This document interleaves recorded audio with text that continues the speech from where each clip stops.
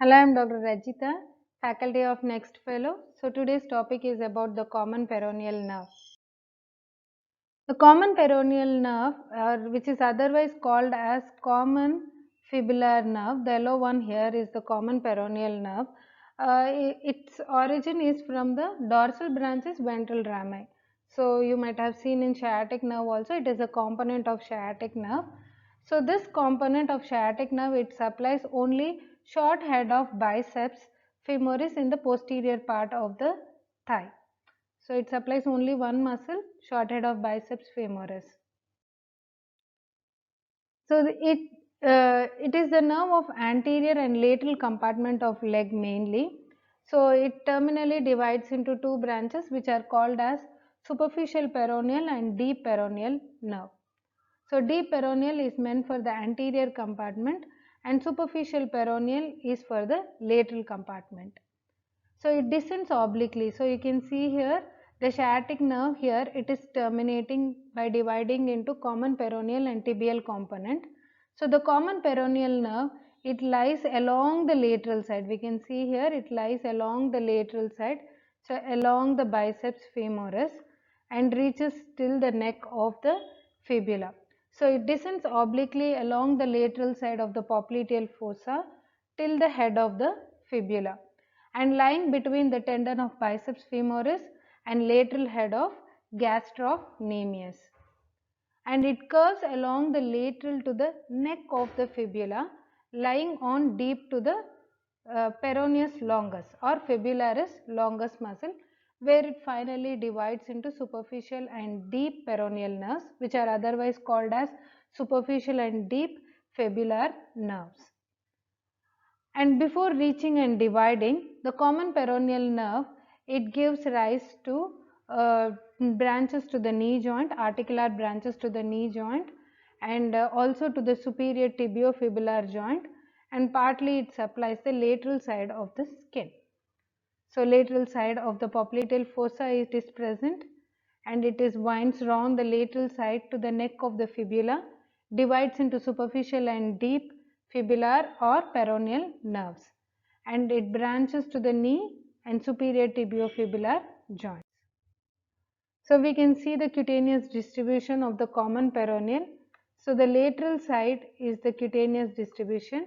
So cutaneous area is supplied by the common peroneal nerve, and its terminal branches includes the anterolateral side of the leg, and most of the dorsum of the terminal branches will supply the dorsum of the foot, that we would discuss it later. And it gives rise to a sural communicating nerve which arises from the common peroneal nerve near the head of the fibula, and it crosses on the lateral side. It crosses the lateral side of the gastrocnemius to join the sural nerve, and it descends separately as far as the heel. So we can see here the cutaneous distribution of the common peroneal nerve, only little part on the lateral side just below the knee and knee area. Surface marking of the common peroneal. Here is a dissected image indicating the common peroneal nerve, which is lifted here, present along the biceps femoris muscle on the lateral side of the popliteal fossa. So surface marking, first point at the upper end of the triangle. So posteriorly at the upper end of the popliteal fossa, that upper angle. Then second point to the back of the neck of the fibula. So here is the second point. So if you join these 2 points, it indicates the surface marking of common peroneal nerve.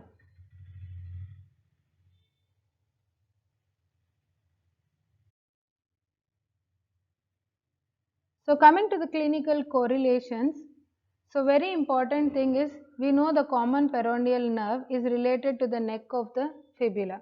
So fracture to the neck of the fibula results in the damage to common peroneal nerve or compression of the common peroneal nerve. So common peroneal nerve is very much vulnerable to injuries where it winds round along the posterior lateral aspect of neck of fibula, and at this site it may be injured to the direct trauma or it can be because of tight POP cast. So it may also get entrapped between the fascial bands beneath the fibularis longus or peroneus longus muscle, which is so called as fibular tunnel or peroneal tunnel. This point to be noted. So it is lies within the fibular tunnel or peroneal tunnel, which is present underneath the peroneus longus muscle. So the attachment of peroneus longus and it lies between the attachment of peroneus longus and fibularis longus. So what happens because of the fracture? It gets entrapped by the fibularis longus, which is called fibula. So let's see the symptoms of damage to the common peroneal nerve at the neck of fibula, because that is the common site of damage of common peroneal nerve due to the fracture of neck of fibula. So here in this image we can see the high stepping gait. So high stepping gait, which is called as foot slapping gait, because of foot drop. So foot drop occurs due to the damage to common peroneal nerve, because the anterior compartment muscles of the leg are all paralyzed. So the paralysis of anterior leg, that is the dorsiflexus of the foot, and loss of toe extension because of extensor digitorum hallucis and longus are also paralyzed, and there will be loss of foot eversion, outside eversion, that is due to involvement of peroneus longus and brevis muscle. As I said, superficial peroneal nerve supplies peroneus longus and brevis. So these two muscles are also involved, and these patients cannot stand on the heel and walk with normal gait, because there will be high stepping gait or foot slapping gait. And the sensory loss is along the lateral aspect of the leg, and also it involves except the areas where the saphenous nerve and sural nerve supplies, rest of the areas there will be sensory loss. And common peroneal nerve injury at the neck of the fibula, that spares the short head of biceps femoris. This thing should be noted down. Short head of biceps femoris will be normal, because and the inversion will be normal. Inversion will be normal because inversion is done by posterior compartment leg muscles, which are supplied by the tibial nerve. And ankle reflexes are also normal, because ankle reflexes are mainly because of tibial nerve, posterior compartment nerve. So the high yielding points of common peroneal nerve injury is at the neck of fibula. That thing should be noted. At the neck of fibula, if it is injured, short head of biceps femoris is normal, it is spared, and inversion and plantar flexion are normal. There will be only problem in dorsiflexion and eversion of the foot, and ankle reflexes are preserved. So these are the high yielding points in common peroneal nerve. Thank you.